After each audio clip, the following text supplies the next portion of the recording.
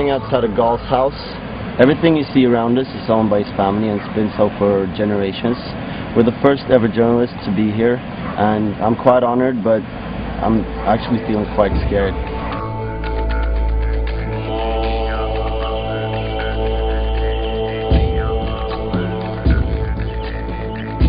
Town, I guess you could call it. The valley is named after his family. There's maybe 5 or 6 houses, each of which belongs to a different member of the family. No other houses as far as the eye can see in any direction. The closest town's about a 20-minute drive. I mean, the guy lives in complete isolation.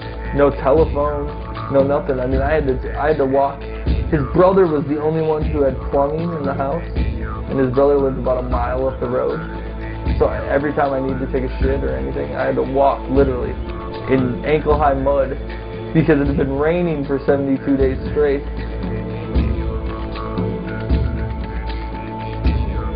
The first few hours in Espedal were nerve-wracking, to say the least. I couldn't stop thinking about what could happen over the next couple of days. But after a few bottles from Gall's extensive wine collection, we all began to loosen up, laugh and have a good time. You know we're here because we're interested in the man behind all the spikes and skull makeup and... Of course, that might be one of my problems with when I talk to journalists. I talk to them as persons and not as journalists. To keep it personal, Gall asked if, instead of doing a traditional interview, we could just put the camera on a tripod and talk. What the fall of the false gods will do, basically. It's you will be allowed to focus on the God within yourself, because that's the only true God. The God within everything. That's the only thing that Allah, for me, is worth calling God. It is the highest spirit of everything, and not this control freak that's telling you you are not supposed to do this, you are not supposed to do this. You are only supposed to bow down and kneel before what I say. Don't think it's more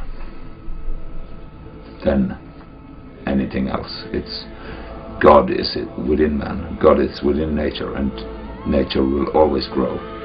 That's the force of all life, is to grow.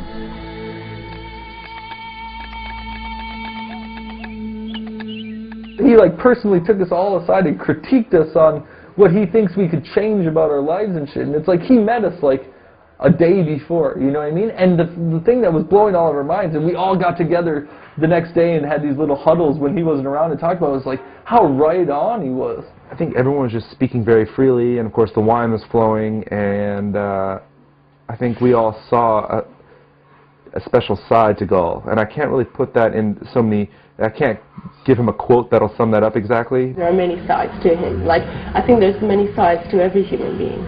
And of course, we can all be a little evil sometimes. Character that he is scares people.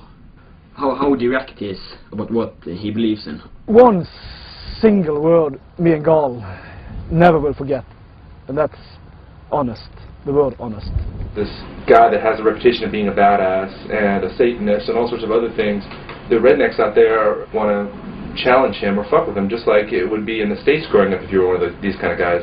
So I think he gets people will mess with him a little bit, and when he, as he says, when someone crosses my borders or steps on his foot, so to speak, that he teaches them a lesson. We were walking down the road one day, and he showed me this little building, and he's like, "That's my schoolhouse." He's like, "Yeah, I went to between kindergarten and 18 years of age.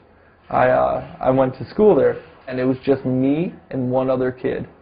I was like, "For 18 years, you only went to school with one other person?"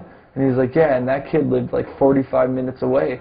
So when school was done, he had to get on a car or a bus to go home. I never got to hang out with him." And at 18, that kid killed himself. Skål for having an excellent time. One of a kind. It's one of a kind.